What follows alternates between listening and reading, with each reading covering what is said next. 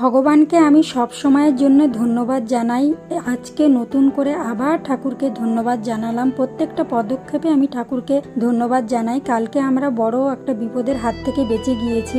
কালকে যখন ছেলেটা আসলো, আস্তে আস্তে তো ওদের রাত 10টা বেজে গিয়েছিল। আসার পরে না আমি ওর কাছে চলে যাই এবং ও সিটের মধ্যেই, ওরা পিছনের সিটে বসেছিল, সিটের মধ্যে ফোনটা রেখেছিল।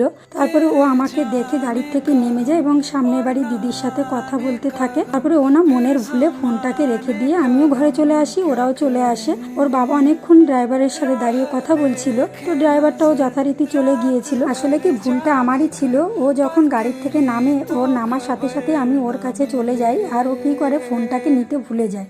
তারপরে ঘরে আসার পরে ও শরবত টরবত খেয়ে যখন ঘরে আসার পরে বলছে, মা আমার ফোন কোথায়? আমি বললাম, ফোন কোথায়? ফোন বলছে গাড়িতেই রয়ে গেছে। শুনে এত টেনশন হয়ে গেছে। তারপরে কি করবে, ওর বাবার ফোন থেকে তো গুগল পে করা হয়েছে, ফোনের নাম্বার লোকেশন সব তো ওই ফোনটার মধ্যেই রয়েছে। তখন ও বুদ্ধি করে ওর বাবার ফোন থেকে ওই গুগল পের নাম্বার বের করে ফোন করে, কিন্তু ফোনটায় ফোন যায় না। তখন ও কি করবে করে বললো, মা তাহলে আমার ফোনে ফোন করি। তখন ও কি করলো, ওর ফোনে বারবার করে অন্তত 100 বার ফোন করেছে। ফোন করার পরে লোকটা ফোনটা আলটিমেটলি ধরেছে। ধরে বলছে, বাবু তোমার ফোন তো আমার গাড়িতে রেখে গেছো, আমি তোমার বাড়ির কাছাকাছি আছি, ফোনটা নিয়ে যাও। আমাদের তখন শুনে একটু গায়ে জল আসলো, মানে এতটা টেনশন হয়ে গেছিল। ফোনটা দামের থেকে বড় কথা, ওর ফোনের মধ্যে অনেক ডকুমেন্টস, দামি দামি সমস্ত কিছুই ফোনের মধ্যেই রয়েছে। যাই হোক, এখনো সৎ লোক আছে। লোকটা এত ভালো ছিল যে ফোনটা ওকে দিয়ে গেছে। তোমাদের সাথে ফোনের গল্প করতে করতে আজ কি রান্না করেছি সেটাও বলা হলো না। যাই হোক, আজকে রান্না করেছিলাম চিকেন, চিংড়ি মাছ ভাজা, পটল ভাজা আর সালাড। ওর বাবা তো ডিউটি গেছে, ছেলেকে খেতে দিয়ে দিলাম। আমিও খেয়ে নেবো। তোমরা ভালো থেকো। আবার